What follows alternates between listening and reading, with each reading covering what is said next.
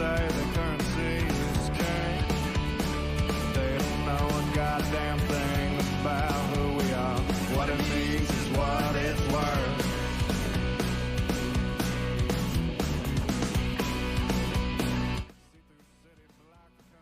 What's up, Bills Mafia? Scott coming at you from 24/7 Buff Pandemonium with this Tuesday's K-Gun Report. We can't wait to get into it. We're a day past our big victory over the Jacksonville Jaguars. We were also going to talk about the Ravens coming up. We're getting the Bills Mafia involved in conversation, score predictions, keys to success, all that good stuff. We got a special guest joining us, part of the member of the Buff fan base as well, just like the 24/7 Buff Pandemonium K-Gun Report. We'll get to that and more. Leave your comments in there, guys. Grab your SpaghettiOs, and we'll see you in a couple seconds.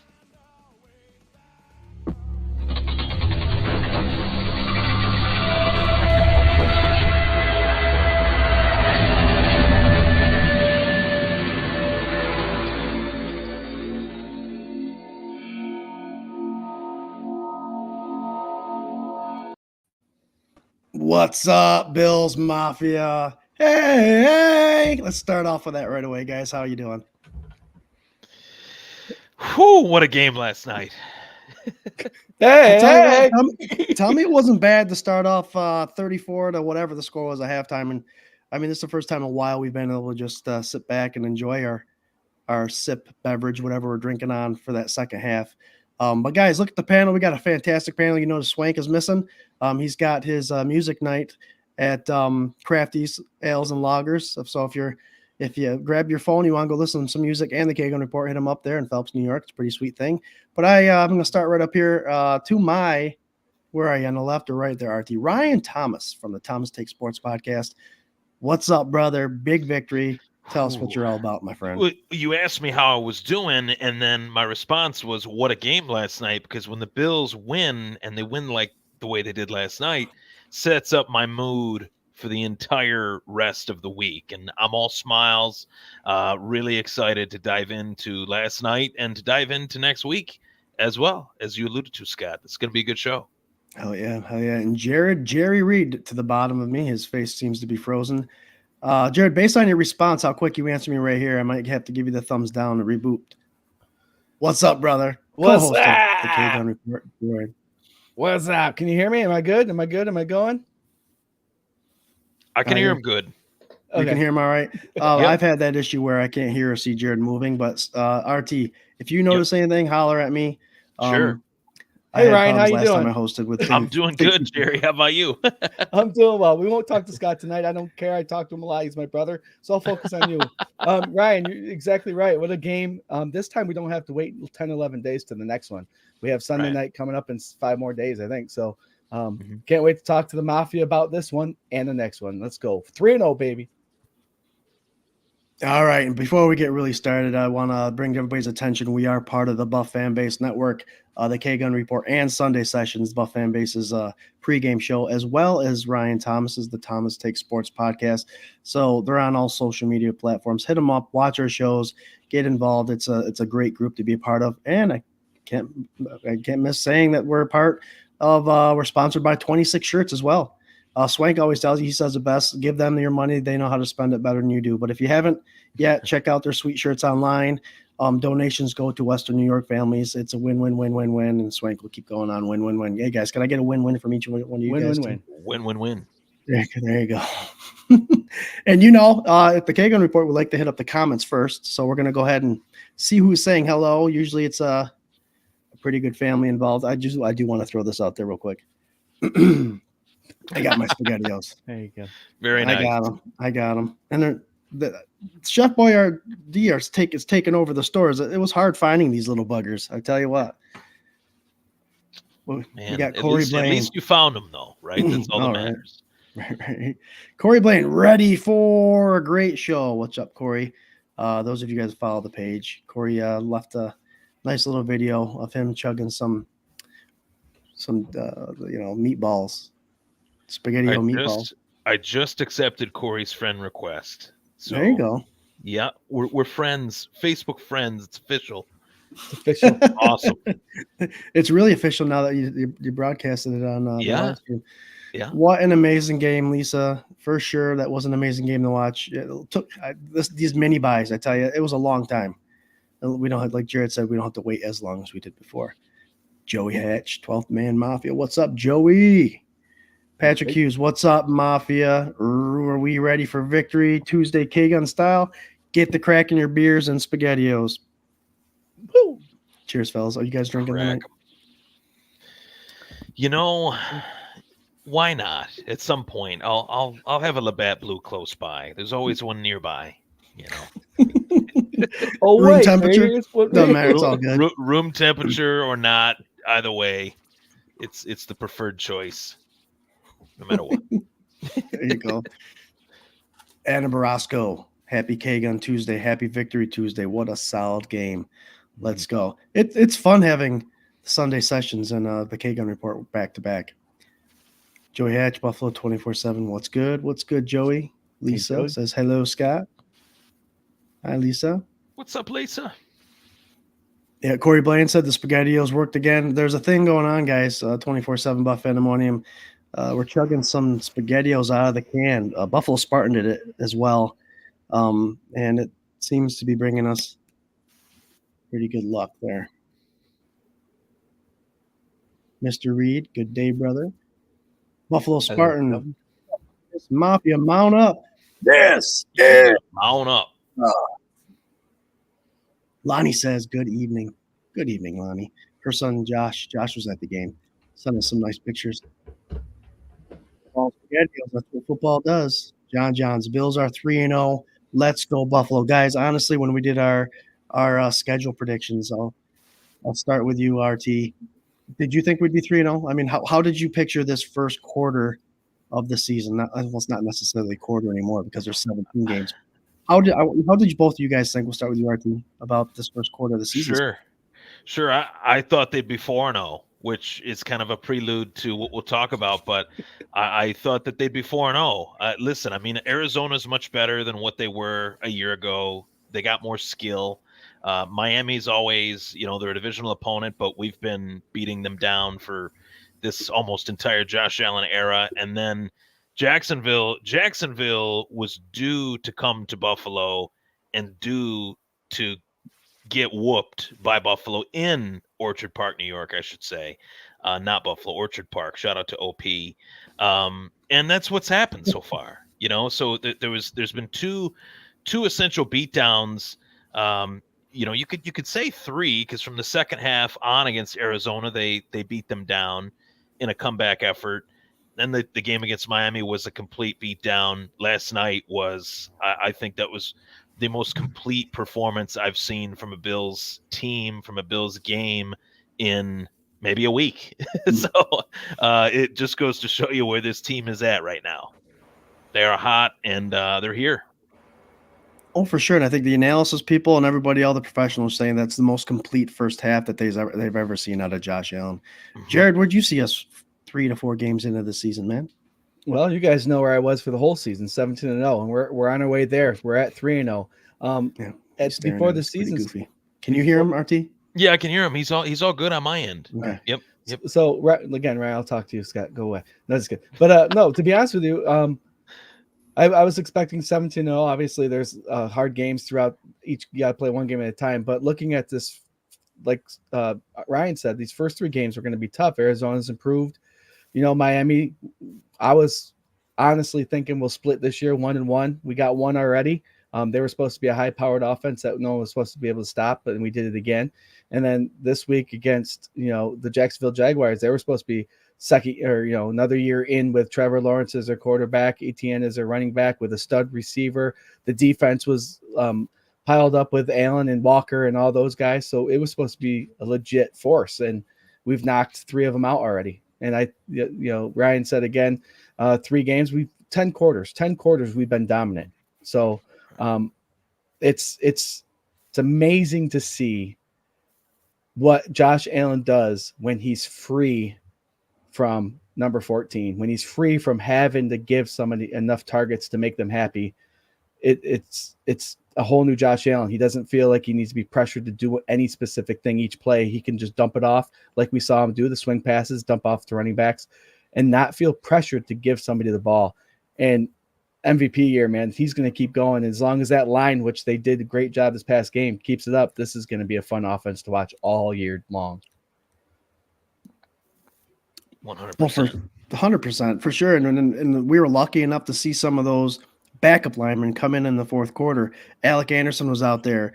Van Pran Granger was out there. Anytime you can give these guys reps when they're not forced to have reps, they can, especially when they're up, they can learn the system. They can run these basic plays and not have to worry about winning a football game, just keeping things in motion.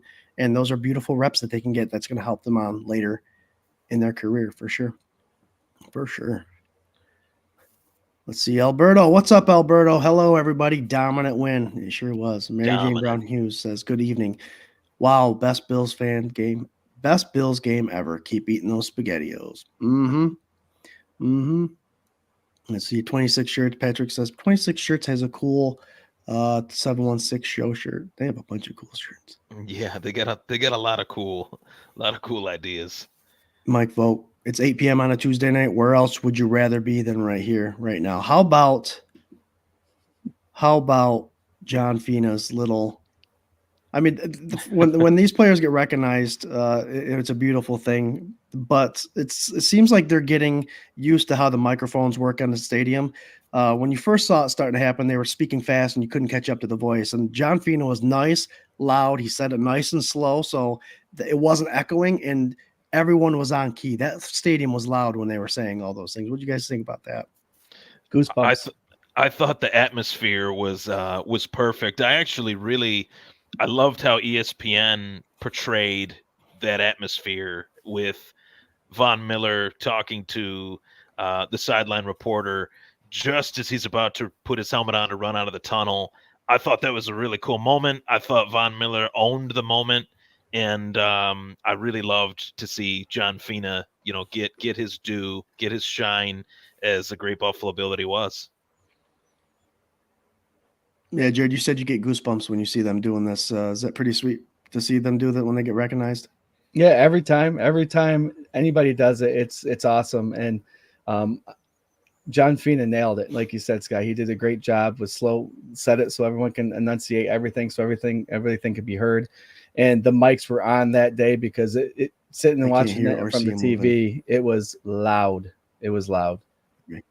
Yeah, it was good. Yeah, you were all good on my end, Jared. Scooter, I think that it got me thinking, at least in that moment, that I got to go to at least one or two more games in that stadium before it's all gone. And then you see in the background, the aerial view, the background of the new stadium. My mom happened to be at the game, and I texted her and I said, we got to get tickets to the first game at that new stadium. That's a goal. That's a part of history. It's a big deal, but I'm thinking that. And then I saw the moment with Von Miller and I thought, I gotta get to the Ralph. It'll always be the Ralph to me. I got to get there at least one more time for a Buffalo Bills game. And where else would you rather be? Well, I'll tell you what, RT, start saving now. Because, sure. I know they're dropping 10 or 12,000 seats. I think they're dropping. So, and that they're going to be increased a little bit. They're going to be crazy. At the very least, if it gets too out of hand, which it probably will, I at least got to be at a tailgate. That has to be. I just got to be around it. That's the way I look at it. There's plenty. Maybe the crew at the Buff fan base is putting something together for all the members to send them to that first game. I don't know. I'm just throwing it out there. It's a good idea. It's a thought. It's a good idea. Scott, can you hear me yet? No, I'm going to drop out. Ryan, I'm going to drop out really quick and come back in. So when Jared's Sure. Yes, please. Corey or Paula says, hi, Corey. Love the video of SpaghettiOs. Yeah, that was hilarious. And he's got his daughter involved. What's up, Paulette? Ellen Lark says, hey, Ryan. Tell Tasha I said hello. Had a great time with you guys at the Rager. Oh, yeah. Gosh, Ellen says hello. You don't know what Ellen's talking about. Every year we do a regular season Rager at Reinvention. Mark the calendars. We always do it Labor Day weekend. That Saturday at Reinvention Brewing. Raise money for Mark Maddox's Help One Foundation. It's fun. We meet a lot of you guys, and we raise a lot of money. I think we raised close to $2,600 this year, so that's pretty That's sweet. great. That's great.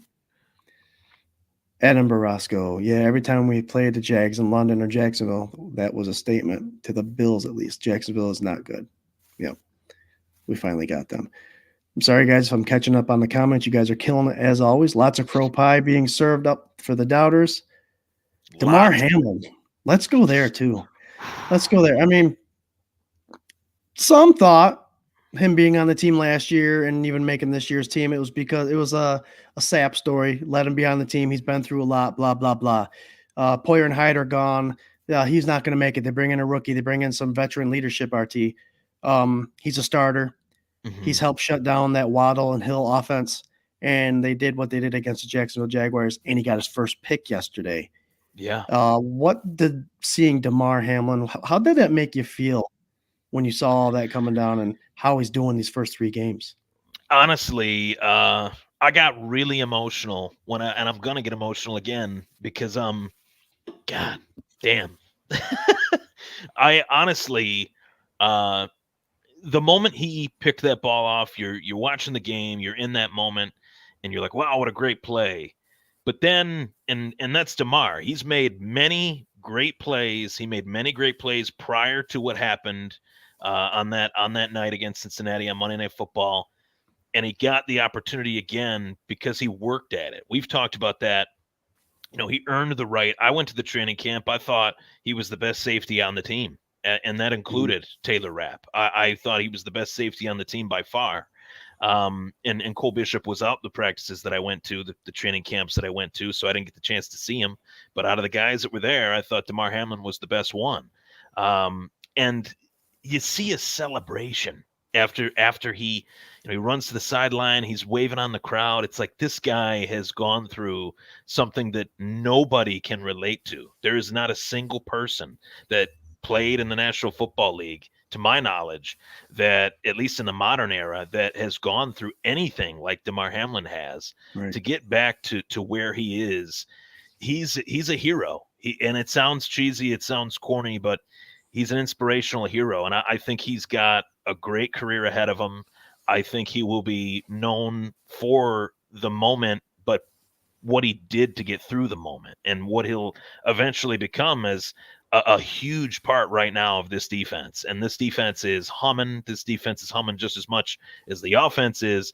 And to know that he had that moment on that stage last night, I think it's a sense of divine intervention.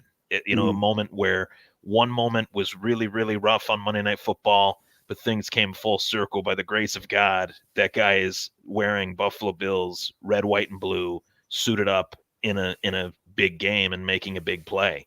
It was truly a beautiful moment. One of my favorite moments, along with the Nyheim Hines kick return after what happened. It felt the same way. Yep, and you're right. A lot of people forget that Cincinnati game was on Monday night. So for him to do it on a Monday Night Football game, when all of the world is watching, it was pretty awesome. Jarrod, what's your take on seeing Damar get that first interception with all that he's been through?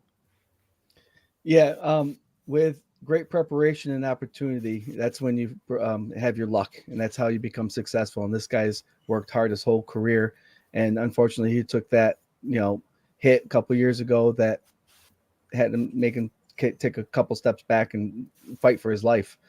To be able to come back on the field, be able to get released to play this contact sport again, and him sticking with it, talking to his family, making that decision to play, and then the Bills keeping him. And that's the big thing that the last 2 years, a lot of people are wondering why he's still on the team. Why is Hamlin still here? He's nothing. He's nothing. At the beginning of this year, I kept seeing people saying, what if Hamlin is good? What if Hamlin is good? We saw sparks of it when he was younger, a couple of years ago. What if he is? And he's showing up right now. Mm-hmm. He's showing. I'm going to say it. He's playing all pro football right now. This guy hasn't let the 2 biggest receivers, fastest receivers against Miami behind him yet. He's making tackles. He's putting his helmet on the ball. He's playing lights out safety football, and it's beautiful to see. And his reward was getting that interception last night because of the preparation and hard work that he's done. Ryan, you said hero. And the reason why I think hero hits harder is not because of what he went through to become what he's today, but what he's done after. Exactly. The spokesperson for the American Heart Association, the people he's met, the inspiration that he's put out there for people struggling with maybe something, sports injuries or even worse, and rising to the top. He's been an inspiration to the community and to the world. And for him to play the game and get that interception, it was just beautiful. And I don't know how many times I rewound it to watch when he was walking down the sidelines with that ball and everybody's picking up that 3 fingers. It was, emotional because it is. Looking back to where he was compared to where he is now, it's awesome. Getting a lot of love. Thanks for coming back in, Jarrod. I can hear you and see you perfectly fine. My first tell, Jarrod, is when you're still, and I see Ryan going. I was like, but yeah, it's definitely getting a love from the fans. Amazing moment, that's for sure, from Faith Carney. Faith Carney actually just started working at my place of employment, so that's pretty awesome. Hi, Faith. Oh, that's cool. Big Bills fan. Paulette says, or Ellen says, "Hey, Paulette, how great a time did you have watching the Bills beat down the Jags?" They're talking. I love how the conversation's going back in there. Bruce McKellar, the Bruce is here. Go Bills. Good to see RT in the house. Bros. Dr. Bruce, guys, keep an eye out the day before the games. Dr. Bruce puts out an injury report on 24/7, buffpandemonium.com. On our blogs, he's hitting us up every week with the latest, greatest updates of all the injuries, for sure. Patrick Hughes, DeMar could have just called it a career. Instead, he came back stronger. Hamlin strong, for sure. Amen to that. Yeah. Anything else you guys want to talk about this Miami game? I do want to give some credit. Miami. We didn't play Miami. Jaguar. Yeah, Jaguar. So, they're down in Florida. Yeah. Any other takes you guys want to take on this? Well, I think it's time. This is usually saved for Sunday sessions, but you guys asked for me to come on the K-Gun Report. It's only fair that I bring out the dry erase board because last night proved that it is Josh Allen MVP season SZN 2024.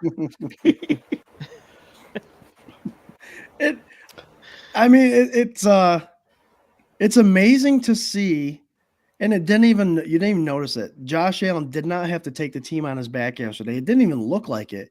Because he was spreading the ball out, giving the ball. The ball was the offensive coordinator, Joe Brady, did such a good job calling a great offense that it didn't look like Josh had to scramble and play hero ball. It looked like it was just all coming to him via the play calls and the offensive line blocking their asses off and James Cook doing James Cook things. It's a different look.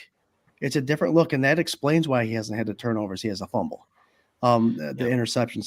That explains a lot of the reason why he's coasting and he's being very successful. I saw an interesting stat here, guys. This is pretty amazing for those that think Josh Allen is still overrated.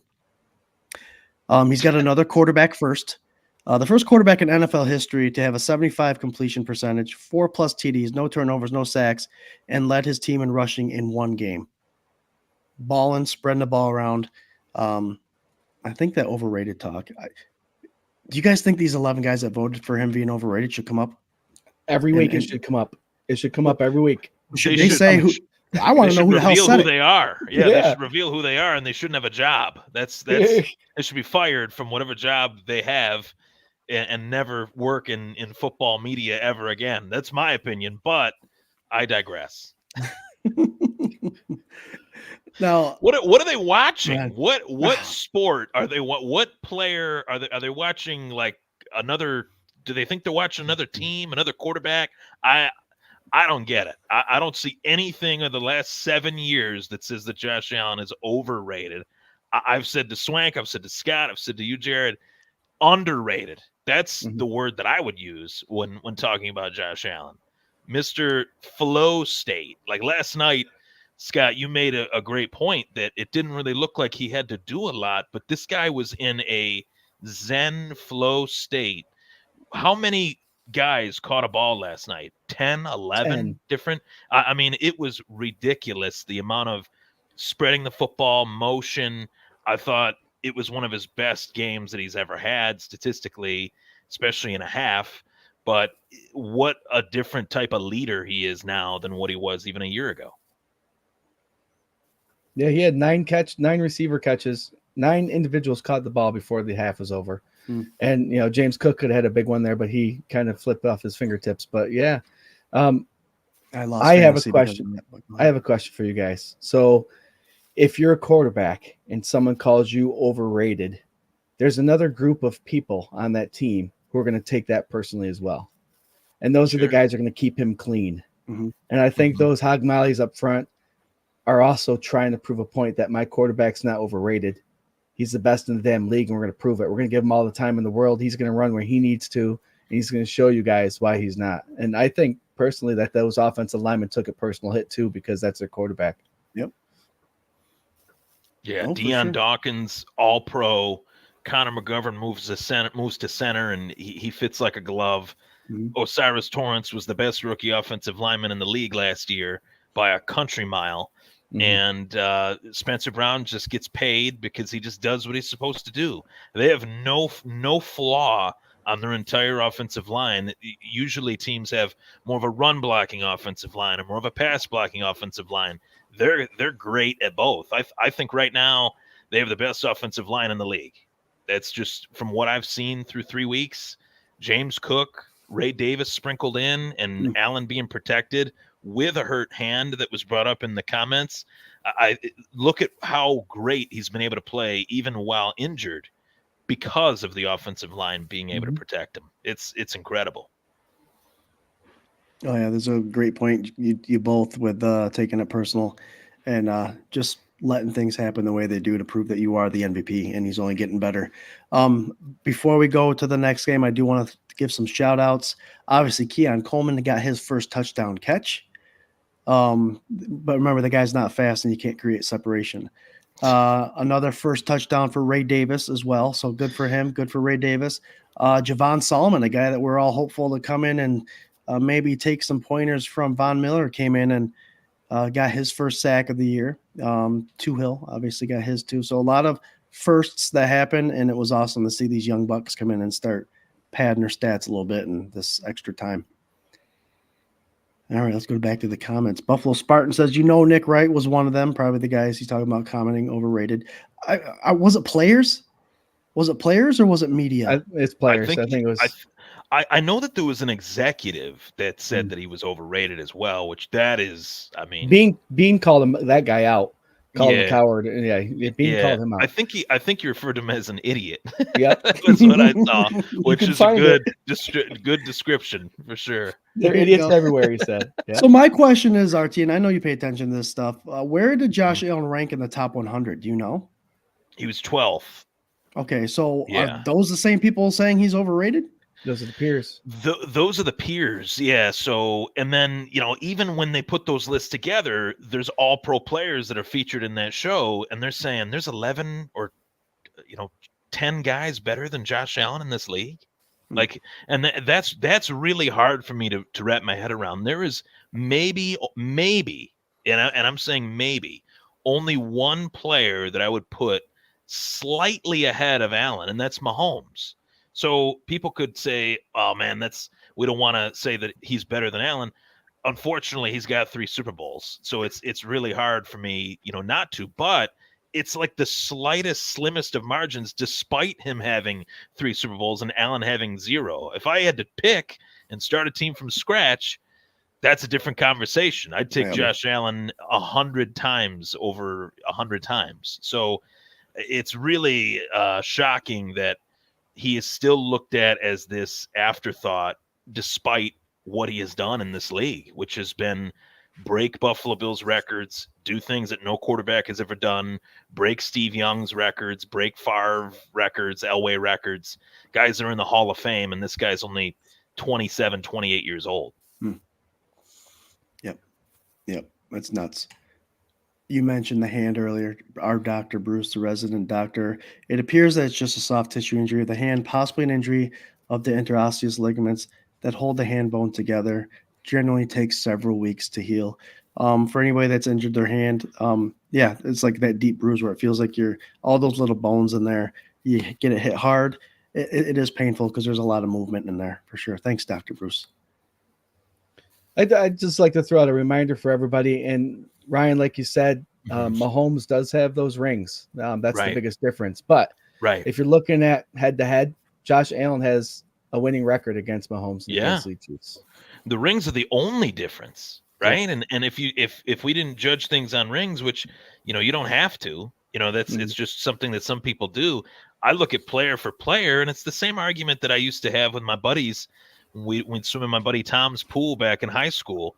He had this giant in-ground pool, and we'd swim in it, and we'd always argue about who was better, Peyton Manning or Tom Brady. And it's like I'd take Peyton Manning every time, player for player, skill for skill, but obviously results, career accomplishments, that's a completely different conversation. For sure. And that argument will be made for the rest of time between those two quarterbacks. We always have a 10, 15-year gap of what quarterbacks belong in what era and who was the best during that time. I'm a 90s guy, and I still believe Dan Marino is one of the top quarterbacks ever in the NFL. 100%. No Super Bowl, so he won't get that recognition. Scooter, how many yards would Dan Marino throw in the league today? Yeah. He'd be top notch, and he wouldn't be one of these guys. He would not be one of these guys that, interesting stat, 4 out of the 6 top quarterbacks this week yard wise lost. Dan Marino, I think, would be one of those guys that would top 400 probably half the games of the season easily, and he was ahead of his time with how strong that arm was, anticipation of routes, and he was smart. I mean, y'all remember that fake spike touchdown against the Jets? I mean, the guy was a great quarterback, and he didn't move. He did not move. He was a great pocket passer. I love Dan Marino. Which would benefit him more today because you can't hit that damn quarterback like you could back then.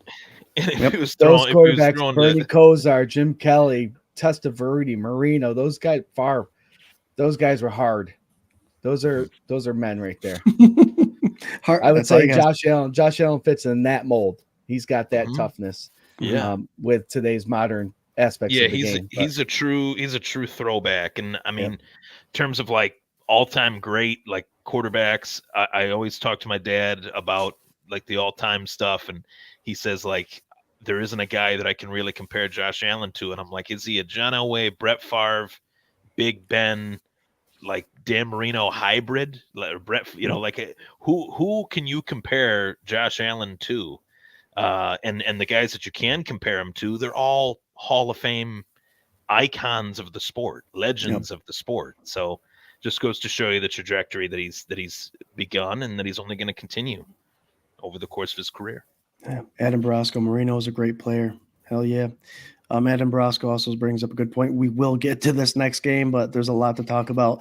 The refs make a difference too. Chiefs should be 1-2. Obviously, we're talking about the Chiefs' treatment on primetime. My personal take, that first interception that kept them alive on that 4th and 16 in week 2, that was a good call. Unfortunately, that's the way it happens. But this last one against the Falcons was egregious, right? Yeah. That lost some people some fantasy weeks for sure. After I saw what happened against the Atlanta there, many people say, oh, the game's won on 5 or 6 plays throughout the year or throughout the game. There's 5 or 6 plays that make or break the game. And it's like you could play head to head all game long.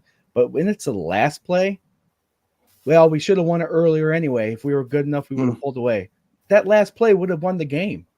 What are you talking about? One play. That's the one play. You can't take that away and say, oh, we should have played them harder earlier throughout the game and this and that and the other thing. No, that one play was key. You're talking about the people that have said, well, we should have had him in other spots of the game. Yeah, there's 66, 70. Should have never gotten to that point. Well, right. Yeah. No, that point was games the game. do. Yeah, that games do. Like there's games that evolve and peak and flow. The 13 seconds game, I hate to admit it, but that game had 47 different lead changes. It felt like that game was ridiculous. It just it never ended in terms of the score changing. And there's one play there in those different score changes that could have changed the outcome of that game drastically. And we've seen it with so many games over the years, so many Super Bowls over the years. I would argue that if Cam Newton didn't fumble against Denver, prior to that moment, Carolina was supposed to beat them. And from that moment on, it was like Denver just took that ball, Von Miller, and that game was over. Cam Newton had no confidence after that. So Right. there's a lot of different moments like that in the game that you can't just have these games come down to one missed call that it makes the game look so bad. It makes the refs look as if the evolution of the rules, they're not with the rules, they don't know the rules. I think that there should be challenges on pass interference like there is in the Canadian Football League. They throw the red flag if they feel like it's pass interference, they review it, and if it is, then they do the play over again type thing. I think that's because fair. there are different things. There are different things that include a pass interference, right? It's not like it's a Right. judgment call. There's Sure. this, that, and the other thing. So if you watch a play, if he's there early, if he's face guarding while the ball's in the air and not turning back, those are all things you can actually see. So if you don't call it and you go back and you see it, then you can call the pass interference. Well, this, and the other thing. So yeah, I agree. Those, especially when maybe after 5 minutes, where there's 5 minutes left in the half, maybe, or the end of the game, all penalties are reviewed. I don't know. Got to change something. Well, to bring your 2 points together, Jared, like you said, it's the end of the game. It still counts. The thing that happens in the beginning of the game is you can make up from those mistakes. You can Right. make up for what the opportunity you missed. When it's the last play of the game, that's final. There's no making up for it. So that's the biggest part of why the discrepancy of we should have done something earlier in the game to solve this. No, if you messed up in the beginning, you can make up for it at the end of the game. There's no making up for it, especially when the time hits 0. You can't go back and say, can we do this play over again?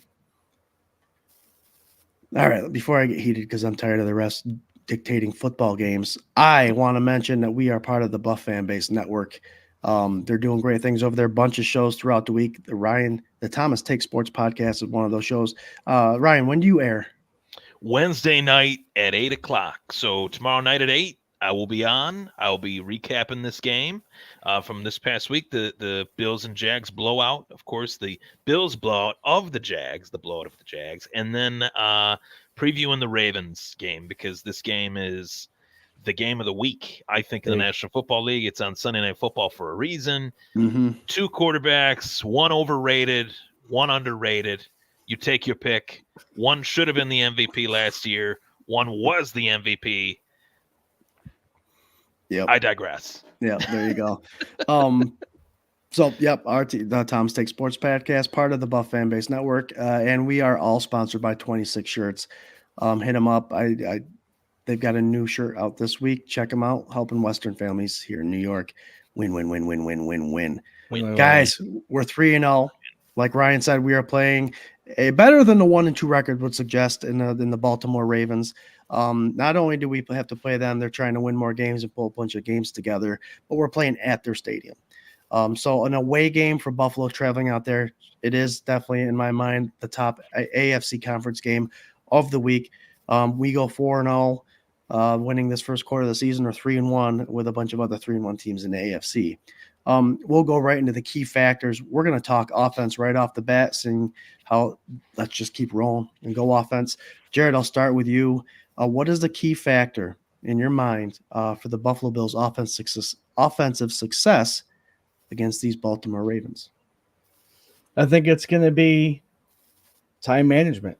You saw how they did this past week, just driving down. This cover 2 type defense that you're seeing a lot nowadays, 2 safeties back, is taking a lot of the deep balls away from a lot of teams. And Buffalo is one of the teams that has learned to adapt.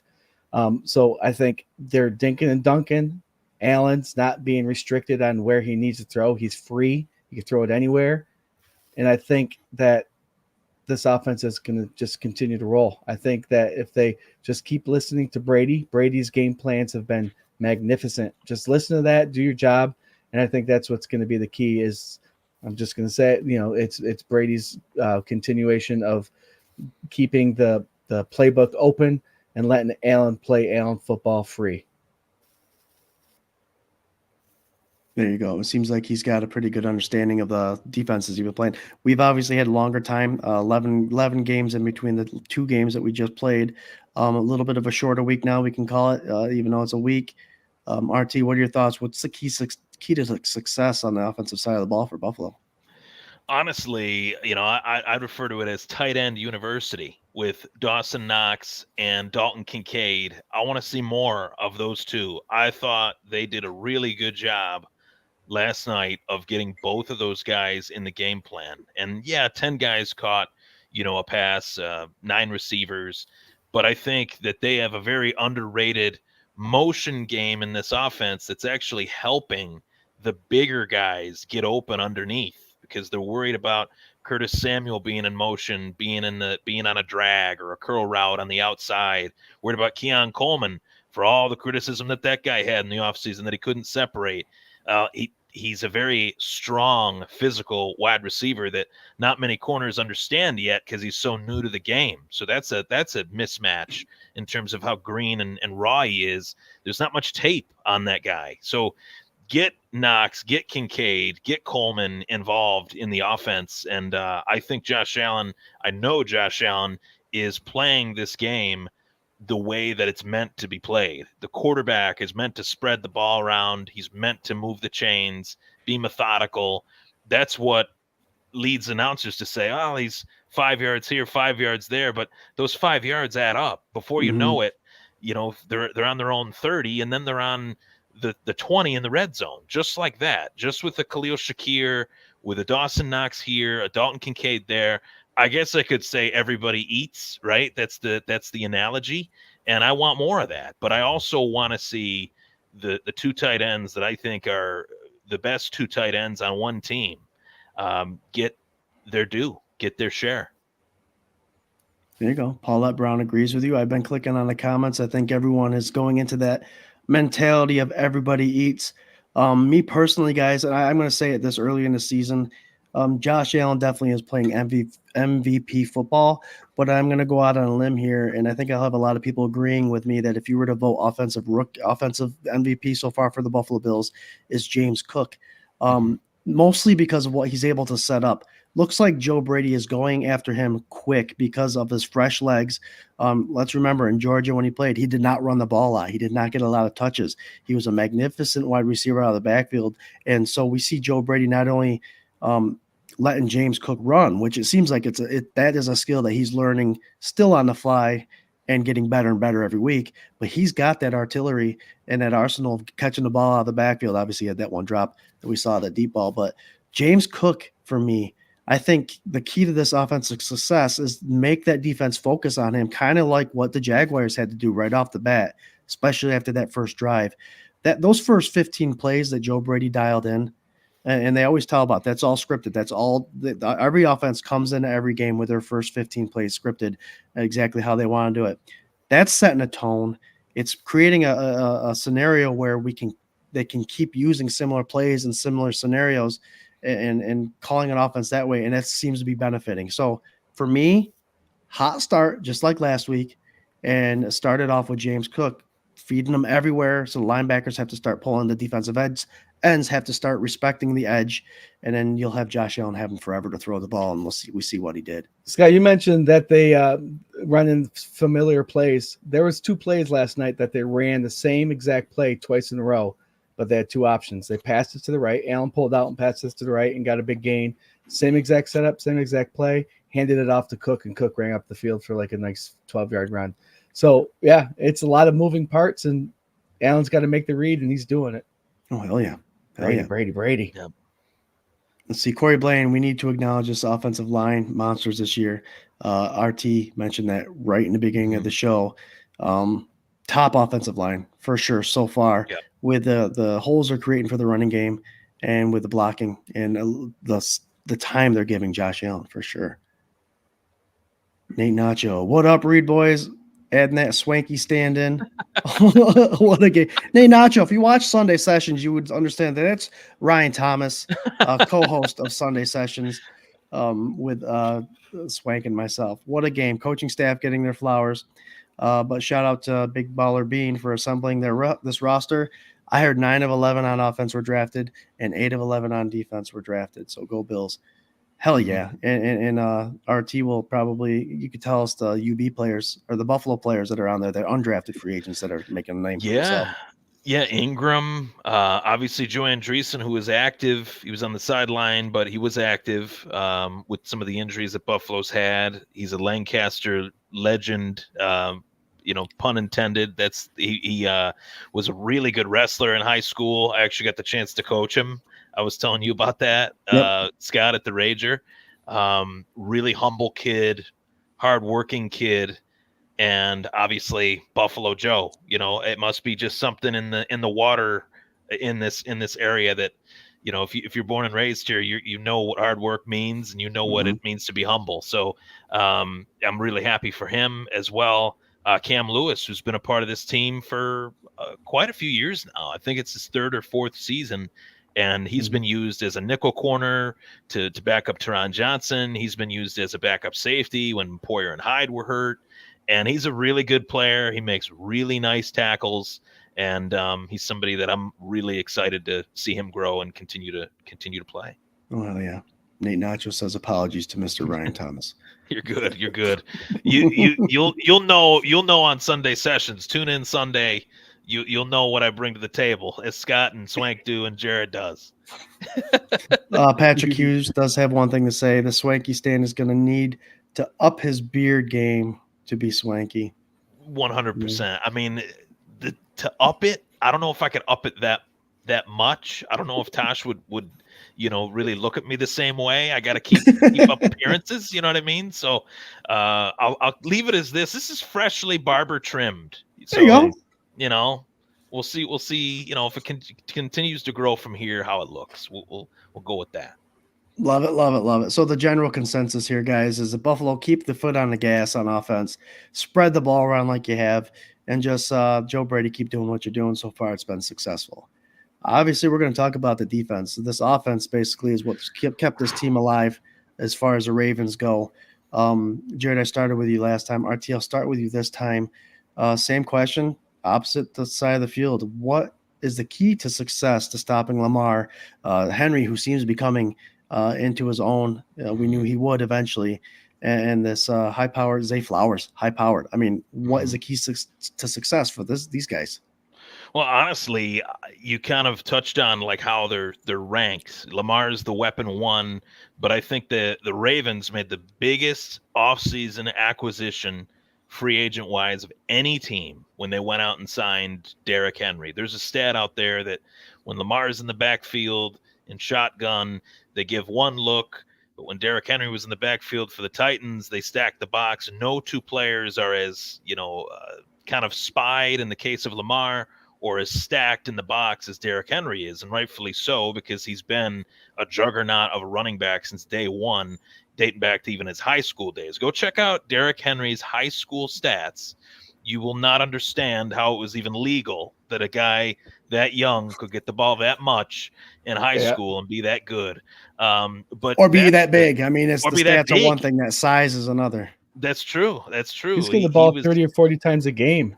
He was eating his mom and dad's groceries for breakfast, lunch, and dinner for sure, and maybe his brother and sisters too. But yeah, he is the guy that I'm really looking at in this game for Buffalo, to be honest, more than Lamar, because I do think Derrick Henry is coming into his own, and he's a guy that Buffalo has had some problems with in terms of when he was at Tennessee. You remember the Josh Norman stiff arm? He got thrown like what looked like 15 yards backwards, but that's the guy that I'm really keying in on. And I think Buffalo has always had, if their defense has had any kind of chink in their armor, it's that they are a little bit light up front in comparison to some other teams in front seven wise. So where they're athletic, they might be a little light, but I think they are deeper now in their front seven than what they have been in previous years, which says a lot. They could lose a guy like Matt Milano. Not that we would ever want to see Matt Milano out of the lineup, but Dorian Williams played really well last night. And Ed Oliver is a all-pro caliber defensive tackle that I think is only getting better. We know about Groot, and we know about this guy that will have a gold jacket one day, Von Miller, that I think, I never thought I'd say this. You guys know I was really hard on Von Miller last year. I think Von's back. I think the comeback is about to begin, and that could make for some really exciting moments with Von and Lamar and this game on Sunday night. Well, the most exciting thing for me about that Von sack is it wasn't like a surprise, oh, there he is kind of sack. It was a moment in the game where we were all like, I think all 72,000 fans in the Bill Stadium was like, this is Von Miller time. And he did exactly what we want him to do and why we brought him here. But man, 3 for 3 weeks, 3 sacks. Jared, what's the key? If you have any questions about Von Miller's knee, that sack that he had, he was leaning forward and got pushed forward. That's going to put a lot of pressure on that knee as he's slamming his legs on the ground. Mhm. So the fact that he was able to stand up and keep running and make that sack jump and then run down the field, his knee's 100%. We're good. No, I think the key to the defense, Scott, like you were going to say, I think the key to defense success is going to be spy football and Tyler Rapp back there making sure nothing gets – he's coming up and hitting people. And he's going to have to do it with Henry and Lamar. And I think if I for some reason I was thinking today that they're going to have 2 spies. They're going to have a linebacker and they're going to have a defensive lineman spying him and just following wherever he's going. But you have to play the same football that you did against Miami. You have to keep everything in front of you and make sure you're making the tackles and hit your gaps and have responsible football. And the key of the game is going to be Babick and his game plan, but everyone's sticking to what the plan is and doing their responsibilities. That's the key to success. Jared, you say Babick too. I've been saying that a lot. Apparently, it's Babbage. Bobby Babbage. Yep, I've been saying it all along. Yep. Someone's like, it's Babbage. I'm not His crazy. dad- Right? His dad coached for the Bills for a little bit, right? Yep. Linebacker coach. Yep. For a long He was a time. positional coach as well. Yep. I agree with both what you guys are saying. It'd be interesting to see what Babbage does bring to the table. We've obviously have been known as the team that has figured out the Lamar Jackson way of football. We've also had pretty okay success with Henry. I mean, he's had a long run or 2 against us, but other than that, I think he averages like only 2.6 yards a carry if you take away those huge runs. Do we bring a 4-3 defense? Do we get that box nice and big and strong? I don't know. Are we going to spy like Jarrod says? I don't know. I think one of the big things we need to do because of the amount of screens we've seen, Zay Flowers is very active in the game. And I think one of the things you got to do is press. And I think we have the corners to press. Rasul Douglas is a good size thick corner, and Benford has been manhandling people as far as putting his hands on and not letting these guys get too far in front of them. So is that something? I don't think we're going to see something we've seen in the first couple weeks because of the run game that these guys are bringing. So I'd expect to see something just a little different in this defense. They run the ball 55% of the time, and I don't think that includes our good friend Lamar scrambling. Yeah, so you still got to respect all that stuff. It could be one of those barn burner games, or it could be a big blowout. You mean it doesn't include Lamar's obvious choice to run when there's someone wide open? Like that's what you were saying? Yeah, that's what I'm saying. Yeah, That's what I'm saying. That's what I'm saying. All I right. don't know. I think what I'm getting at with those 2 spies, with the 2 spy game, you're going to force Lamar to throw the ball, and I don't think that's his strong suit. So I think if you let Lamar sit back there and you have a D lineman and a linebacker spying on him, he's going to be forced to make mistakes. And I think that's But the problem now, Jared, is important. if you have a defensive line spying on him, that means his first 2 steps are stepping back and looking for and that's going to give that offensive line leverage to push him backwards. Is a spy on a defensive line gonna give the advantage? You can get a yard back. You can get a yard back, and you stay right in the middle, and you don't allow anything to move you. You can spy him still. Do we have somebody big enough that can do that? Is that Daquan Jones's job?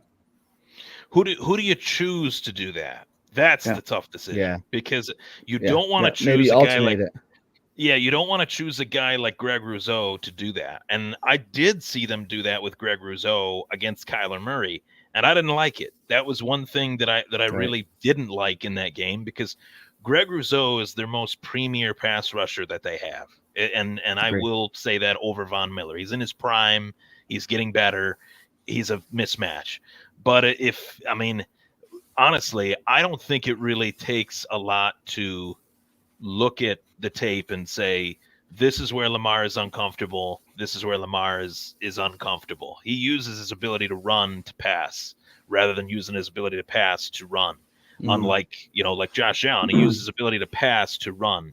Lamar does the opposite. So that's where, Baltimore is always going to try to run, but Baltimore is definitely going to try to run to keep Josh Allen off the field, wear the clock down, time of possession. But that's only going to last so long when you have a defense that covers as well as Buffalo's does. Yeah. And they cover well against the elite players, which the Ravens really, outside of Zay Flowers, I can't name the last elite receiver they've had. So And I wouldn't even say Zay Flowers is elite. He's good, but I wouldn't say he's elite either. Right. So it's an interesting matchup. It all depends on what kind of situation they get put in. I mean, if the Bills are putting up 37.5 points a game, they're top of the NFL right now, number one scoring team in the league. Do we get that hot hand, go score quick, and now force Lamar and take away the run game? Jared, one of those things is our linebackers aren't that big, RT and Jared. So if you go light with the interior defensive line, there's potential that you can get thrown around. So you have to have a hog molly in there somewhere. You have to have one of our 300-plus pound guys that aren't going to move.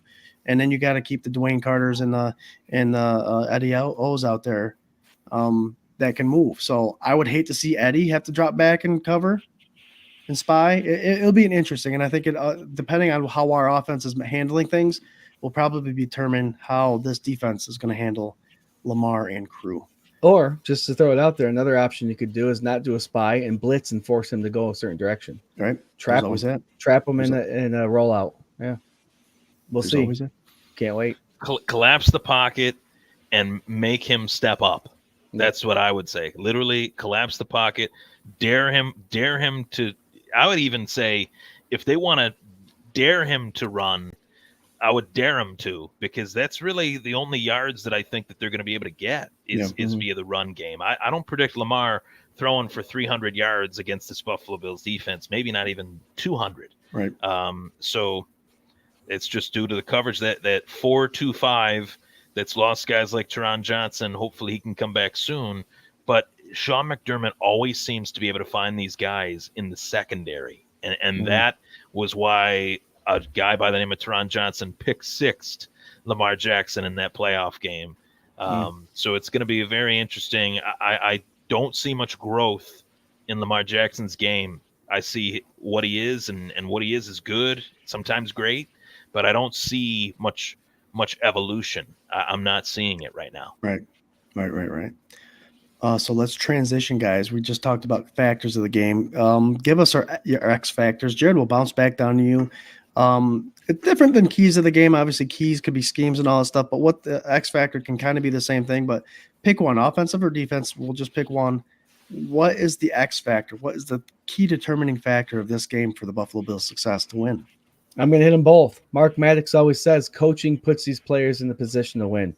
And I think Babich and Brady and McDermott are going to continue to put these guys where they need to be to win this game. They just need to listen to them and be responsible and play responsible football and take their responsibility serious and do it. And I think this is going to be success. We've seen it the first 3 weeks, and I think it's going to continue. Coaching is going to keep this team going as long as the players just keep listening and trusting the process. Nice. I like RT, what's your X, man? My X factor. Don't say SpaghettiOs. It might be SpaghettiOs for us, but I don't think the guys on the Bills field are eating SpaghettiOs. Maybe they are. I'd love to think and believe that we live in a world where they do, but I don't know if they do. But anyway, I think Khalil Shakir is making it known that he was the only receiver on the team last year, from last year's roster to this year's roster. I get the feeling that this guy's got a big chip on his shoulder. He's heard all the talk about even Keon, his teammate, all the talk about the Bills not having the wide receivers. He was one of those guys there last year that had the highest catch percentage of any overly targeted receiver, I guess you could say. And he's been phenomenal. The yards after catch is huge. I want to see what I saw last night, more of that, more yards after catch for Khalil Shakir. Short down and distance, he turns it into a big play. Long down and distance, he turns it into a big play. He's just a big play, yards after catch player that I think he can be an X factor in this one. With the Ravens' willingness to chew up the clock, we got to be West Coast, so to speak, mixing the ball around. Everybody eats, but I think Khalil Shakir, when it's all said and done, will have the most targets and the most catches and the most yards in this game on Sunday night. Nice. We got tight ends as the X factors. We have Douglas as the X factor for sure. SpaghettiOs again as the X factor. Jared, you said something about the interior line, maybe spying someone. My X factor this week is going to be the edge. It's going to be Russo and Epinesa got a sack. I'm so happy to see that happened this week. But it is. It's like RT said, bring the pressure up front and make him step up because he can't go around. And this is going to be all based on the edge. The edge is also responsible for not allowing that running back to cross your face for these screens or getting your hands up when you see a wide receiver screen or a tight end screen. Edge play is going to be huge. We have the guys for it, the lengthy, tall Russo's, Epinessa's.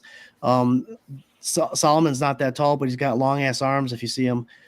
So that's going to be the X factor for me, defensive end play. And I think the rest will be history if they maintain their responsibility. Don't let things get to the outside of them and get your damn hands up. Get them up. Yeah. Let's fire, guys. Oh, I got to look at this. Swank actually put this in here, guys, which is nice because we can finally use some of this. But look at this, man. Here we go, folks. We're in overtime,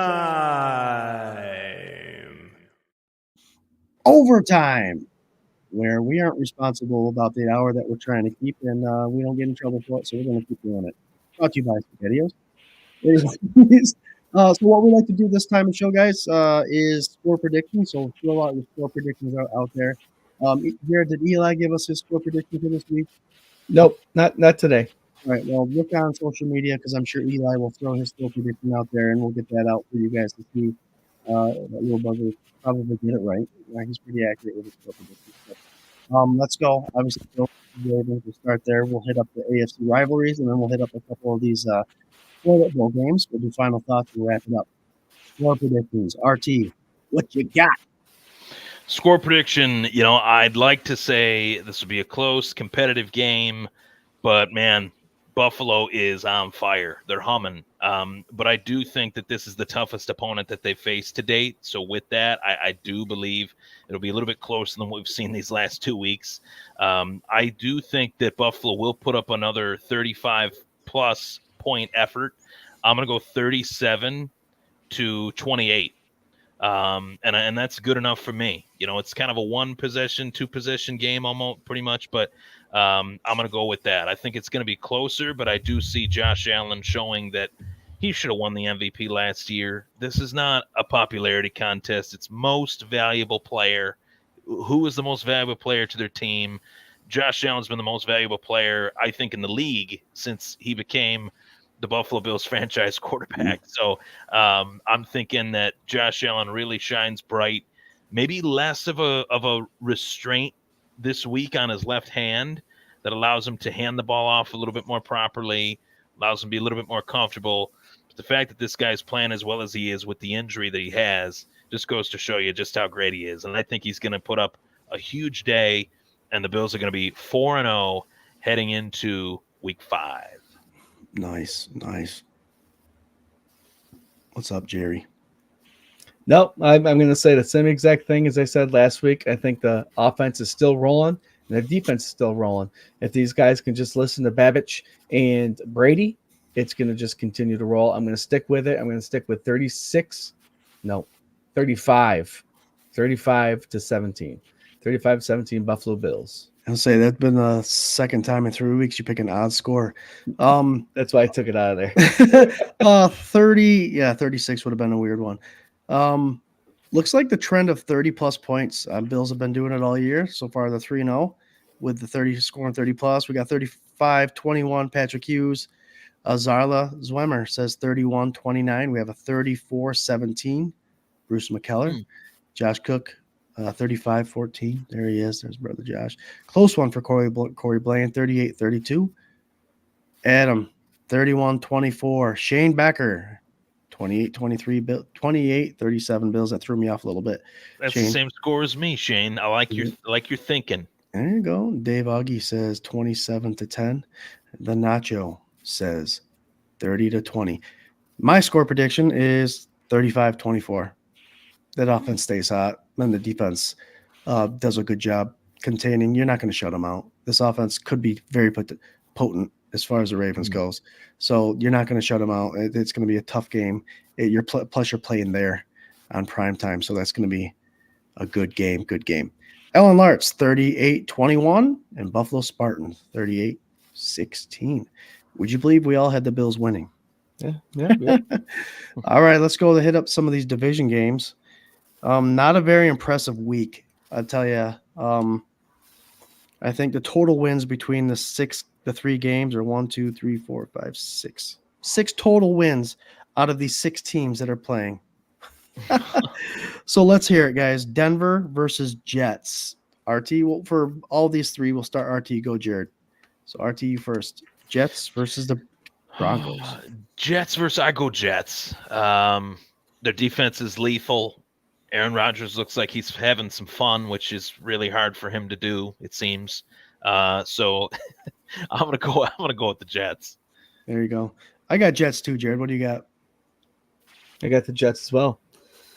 I don't want to say it, but you have to. I mean, things seem to be clicking right now. They have a lot of weapons on that offense, and their defense is always good. So the Jets are going to pull this one off. The way Aaron Rodgers is throwing the ball, anybody could be on that offense, and they're going to do good. I mean, his accuracy right now is uncanny, and that defense is just catching fire. It's going to be a tough game here in a couple weeks when we play them.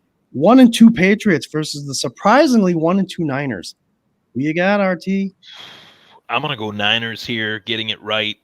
New England is a disaster. Ramondre Stevenson had one of the worst running back games that I've ever seen, and I was on the brunt of it. Luckily, I won in my dynasty league while starting him somehow, thanks to the Buffalo Goat Josh Allen, and Khalil Shakir. Love it. But I definitely think that New England is just they're in rebuild mode, and the 49ers, they're due to get a solid win. It's overdue, actually. 1-2 for the reigning NFC champs. That's crazy. They'll get it done.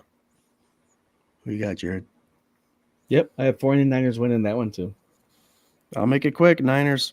0-3 Titans versus the 1-2 Dolphins, and that is, I believe, is that a primetime game?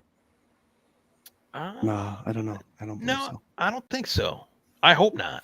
They better not be. They need to start flexing those games out of there. They got to flex that out if it's Miami. Who you got, RT? Titans, for that matter.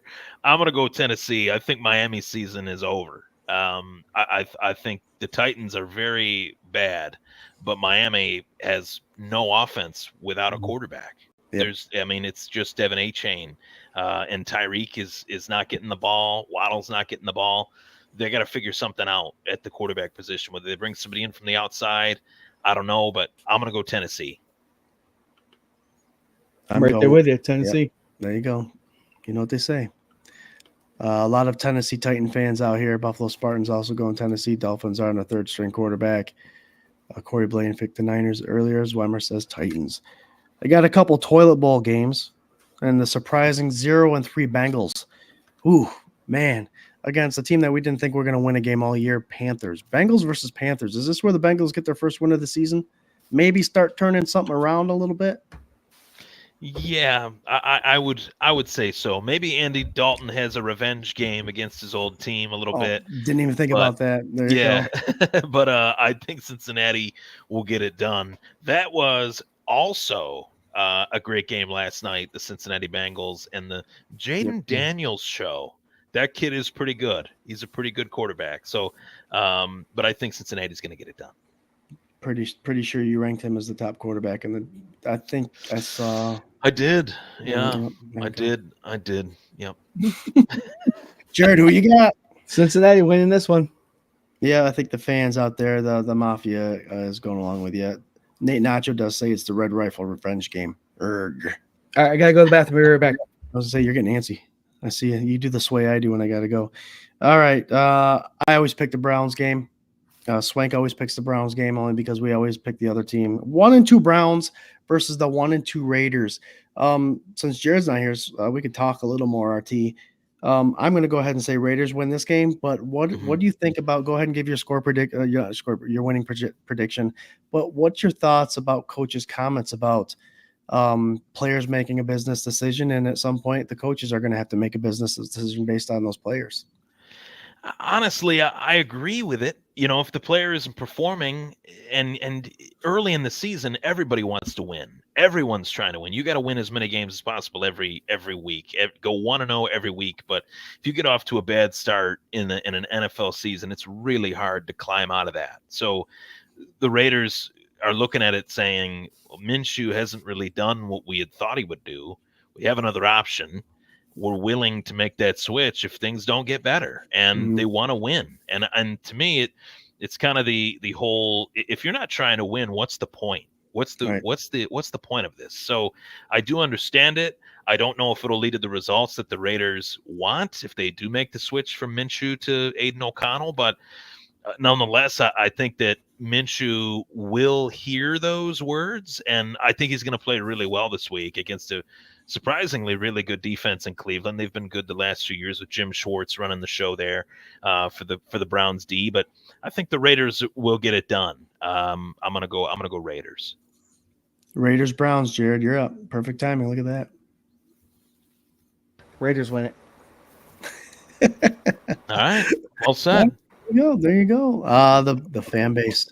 Bills Mafia, Raiders, Buffalo Spartan, Raiders, Bruce McKellar, Raiders, Adam Barasco, Raiders, and Nate Nacho thought Jared already from his office. Peed from his office. I don't know.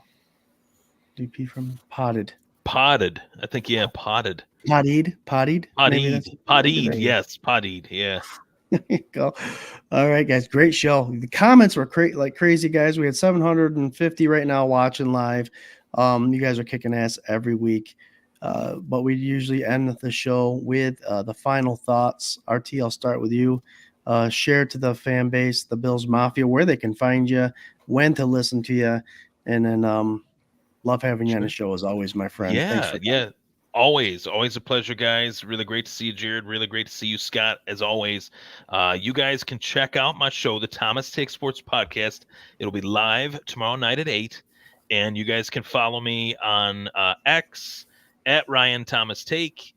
You can subscribe to my channel on YouTube. I'm putting out a lot of shorts, YouTube shorts, as well as all things Bills on my Facebook page, my Twitter, I mentioned, my Instagram, a lot of stuff on Instagram. So at Ryan Thomas Take for all my social media stuff. All right. Check it out. We get a fun season, 3-0. Let's be 4-0. There you go. What's up, Jared? Final thought, brother. I feel better. Yeah. 3-0. This is the first quarter of the season. Let's make it 4-0, like Ryan said. I've always said it that this first couple of games is like you're feeling your way into the season, and to get 3 wins right off the bat is very important, especially against an AFC East team and an AFC team in general, because we usually fall to those ones that usually haunt us later in the season, where we're trying to figure out who needs to win and what needs to happen. But getting a win on this Jacksonville Jaguars team is huge.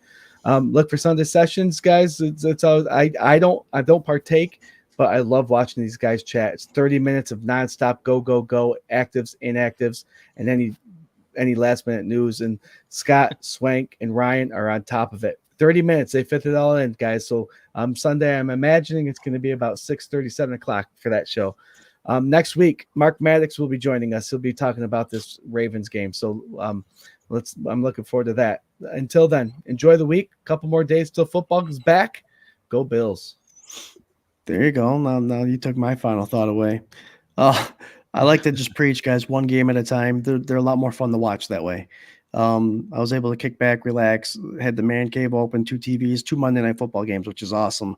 I had a fire going and all that. My kids were able to watch, and you take it in. You watch every game. It was a fun half to watch. But these games are going to get tougher. As Jared always says, the first 4 weeks a lot of times is a preseason for a lot of these players because they haven't played a lot in the preseason. So the games are going to be a lot more interesting. We're going to see different things coming from teams because they're starting to figure out how they play. But nonetheless, one game at a time. Let's bring it 4-0 to this first quarter of the season. Hit up Sunday sessions an hour and a half before game time. K-Gun Report every Tuesday, 8 o'clock. Swank will be back next week with Mark Maddox as well. But until then, guys, we love you. Bills Mafia, you kicked ass again. Go Bills. Go Bills. Go Bills. 4-0. Let's do it. As Swank would say, go.